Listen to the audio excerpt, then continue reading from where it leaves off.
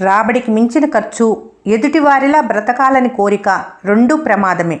ఒకటి నిన్ను అప్పుల పాలు చేస్తే మరొకటి సంతోషాన్ని దూరం చేస్తుంది. నవ్వుతున్నప్పుడు నీళ్లు త్రాగటం ఎంత కష్టమో, మనసుకు బాధ కలిగినప్పుడు కన్నీళ్లు ఆపటం కూడా అంతే కష్టం. పట్టించుకుంటే ప్రతిదీ బాధను కలిగిస్తుంది. పట్టుదలతో ఉంటే ప్రతిదీ సాధ్యమే అవుతుంది. డబ్బుతో ఏ సంతోషం లేదు, కానీ సంతోషాన్నిచ్చే ప్రతి దాని వెనక డబ్బుంది. ఎంత మంచి చేసినా ఒక్కసారి కుదరదు అంటే నిందలు వేసేందుకు ఎదురు చూస్తున్న సమాజం ఇది. వెన్నెంటే ఉంటూ వెన్నుపోటు పొడిచేవాళ్ళు ఎక్కువ మంది ఉన్నారు. గౌరవం, మర్యాద పరాయి వాళ్ళ దగ్గర చూపిస్తాం. కోపమైనా చిరాకైనా సొంత వాళ్ళ దగ్గరే చూపిస్తాం. అన్ని రోజులు మనకు అనుకూలంగా ఉండవు. మనది కాని రోజు మౌనంగా ఉండాలి. మనదైన రోజు అన్నిటికీ సమాధానం దొరుకుతుంది. జీవితంలో విలువైన గుణపాఠాలన్నీ ఏమాత్రం విలువలేని వ్యక్తులే మనకు నేర్పుతారు. మంచితనం అనేది మహావృక్షం వంటిది. ఎవరు ఎంత నరికినా వృక్షం ఎలా చిగురిస్తూనే ఉంటుందో, ఎంత బాధించినా మంచివాళ్ళు పరులకు హాని తలపెట్టరు. ఎదిగిన వారి పరిచయం కోసం ఎగబడతారు. మనకు పరిచయం ఉన్నవారు ఎదిగితే తట్టుకోలేరు. అన్నిటినీ స్వీకరించటమే కాదు, కొన్నిటిని తిరస్కరించటం నేర్చుకున్నప్పుడే ఆనందంగా ఉండగలరు. ఏకాంతం సౌకర్యంగా మారినప్పుడు, ఒంటరితనంలో ఆనందం వెతుక్కున్నప్పుడు, నిద్ర విలాసంగా అనిపించినప్పుడు, ప్రకృతి మాత్రమే నీకు ఓదార్పునిస్తుంది అనుకున్నప్పుడు జీవితం అర్థం అవ్వటం మొదలవుతుంది. ఏదో ఒక ప్రవాహంలో నువ్వు కొట్టుకుపోయేలా ఉండకు. నువ్వే ఒక ప్రవాహంలా ఉండు. ప్రమాదాన్ని లెక్క చేయకపోవటం కాదు ధైర్యం అంటే. ప్రమాదాన్ని సరిగా అంచనా వేయటం, అధిగమించటం. అందం లేని లోటును మంచి స్వభావం పూరించగలదు, కానీ మంచి స్వభావం లేని లోటును అందం పూరించలేదు. ప్రపంచంలో ఎన్ని యుద్ధాలున్నా మనిషి తన మనసుతో చేసే యుద్ధం అన్నిటికి మించిన మహాసంగ్రమం. ప్రశాంతత మనసుతో ఆలోచిస్తే కనుక ప్రతి పరిస్థితి ఏదో ఒకటి నేర్పుతుంది. ఎదుటివారు ఎదుగుతుంటే అసూయపడి వారిని దెబ్బతీస్తే భవిష్యత్తులో మీరు దెబ్బతినాల్సి వస్తుంది.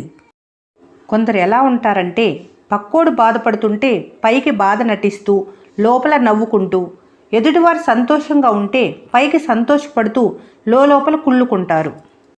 ఇతరుల పట్ల మీరు హింస, ద్వేషాలు పెంచుకుంటే ఏదో ఒకరోజు అవి మీకే ఎదురవుతాయి.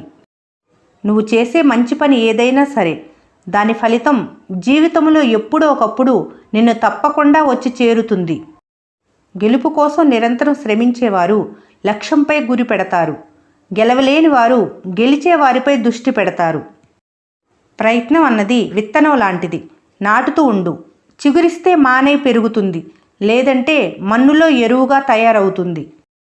నువ్వెంత కష్టపడి పని చేస్తావో చెప్పొద్దు, ఎంత పని పూర్తయిందో చెప్పు.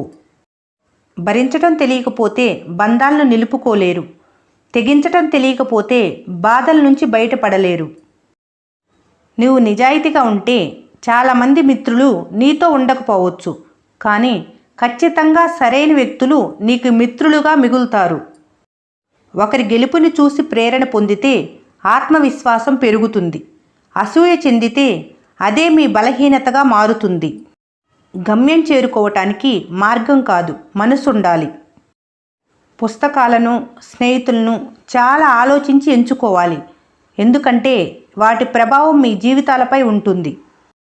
సంతోషకరమైన జీవితం అందరికీ ఉండదు, కానీ ఎప్పుడూ మంచిగా ఆలోచించే వాళ్లకు ఆ లోటు తెలియదు. ఒక మంచి పని చేస్తున్నప్పుడు ఎవరేమనుకుంటారో అనేది నీకు అనవసరం. ఏదో ఒకరోజు వాళ్లే తెలుసుకుంటారు ఏది మంచో ఏది చెడో. సమాజాన్ని మనకు బలంగా మార్చుకుంటామా, బలహీనతగా మార్చుకుంటామా అనేది మన చేతుల్లోనే ఉంది. సంతోషం సీతాకొక చిలక లాంటిది. పట్టుకోవాలని ప్రయత్నిస్తే దొరకదు. ప్రశాంతంగా ఉంటే అదే వచ్చి వాలుతుంది. ప్రతి సమస్యకు పరిష్కారం పక్కనే ఉంటుంది. దాన్ని కనిపెట్టడానికి ప్రయత్నం మొదలు పెడితే ఎంత సమస్య అయినా చిన్నగానే కనిపిస్తుంది. నిరాశ నిండిన మనసు నిరాడంబరంగానే ఉంటుంది. నుదుటి రాత బాగోనప్పుడు సమస్తం శూన్యంగానే ఉంటుంది. స్వార్థంగా ఆలోచించటం తప్పేమీ కాదు, కానీ మీ స్వార్థం కోసం ఇంకొకరి జీవితాలతో ఆడుకోవటం క్షమించరాని నేరం. భగవంతుడికి నువ్వు ఎంత దూరంలో ఉంటే భగవంతుడు నీకు అంతే దూరంలో ఉంటాడు. అనుకూల ప్రతికూల పరిస్థితులు జీవితంలో భాగం కావచ్చు, కానీ ఎటువంటి పరిస్థితులనైనా నవ్వుతూ ముందుకు వెళ్ళటమే జీవిత సూత్రం. ఎవరితో ఎంతకాలం అనేది ఎవరూ నిర్ణయించలేరు. మీ ప్రవర్తన, ఆలోచన విధానమే డిసైడ్ చేస్తుంది. చెమట చిందించి సంపాదించింది కొంతైనా సంతోషాన్నిస్తుంది. ఇతరుల కన్నీళ్లతో ఎంత సంపాదించినా ప్రశాంతంగా బ్రతకలేము. నీ గెలుపు కోసం ప్రయత్నించు. ఎప్పటికైనా గొప్పవాడివి అవుతావు. ఎదుటివారి ఓటమిని కోరుకోకు. ఎప్పటికీ చెడ్డవారిగానే మిగిలిపోతారు. ఈ వీడియో మీకు నచ్చినట్లయితే మన స్నేహ ఛానల్ని లైక్ చేయండి, సబ్స్క్రైబ్ చేసుకోవడం మర్చిపోకండి. Thanks for watching.